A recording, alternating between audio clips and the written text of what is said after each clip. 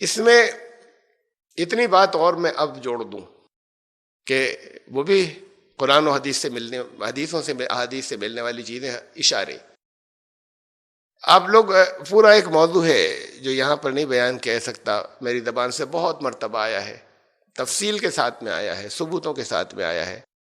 آپ لوگ سب تقریباً جو میرے درس سننے والے ہیں وہ واقف ہیں اس سے، کہ اس قوم کے بارے میں ایک پیشین گوئی ہے کہ یہ چینج ہوگی اور تبدیل ہوگی. پوری قوم، یہ جو آج ہندو کہلاتے ہیں، یہ قرآن اور حدیث سے ڈیڈیوس کر کے ایک پیشین گوئی ہے. آپ لوگ واقف ہیں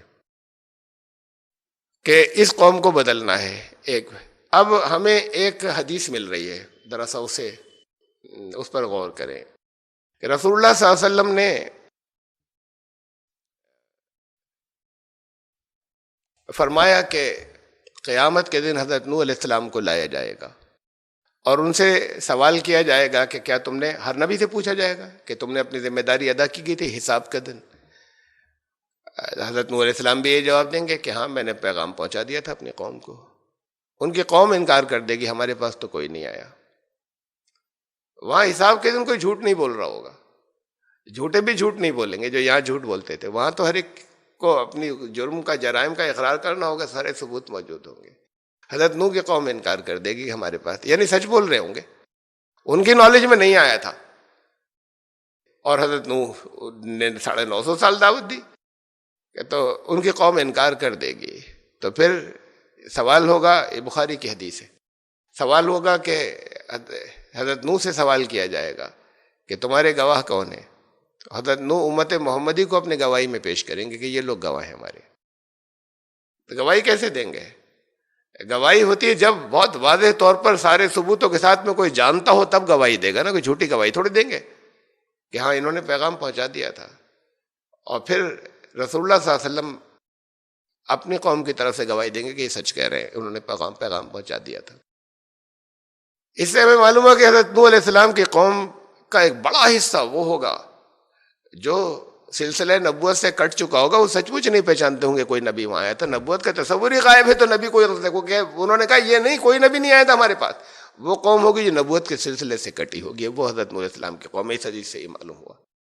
اور پھر بعد کو اسی میں سے وہی قوم جو ہے وہ بدلے گی، امت محمدی بنے گی. اصل میں تو گواہی وہ لوگ دیں گے، پہچان چکے ہوں گے کہ ہاں یہ آئے تھے، ان سے تعلق تھا ہمارا. اپنی کتابوں کی بنیاد پہ بات کو اسے پہچان چکے ہوں گے کہ یہ ہمارے پاس آئے تھے. پھر امت محمدی گواہی دے گی، انہی کی قوم میں سے جو امت محمدی بنیں گے وہ گواہی دیں گے.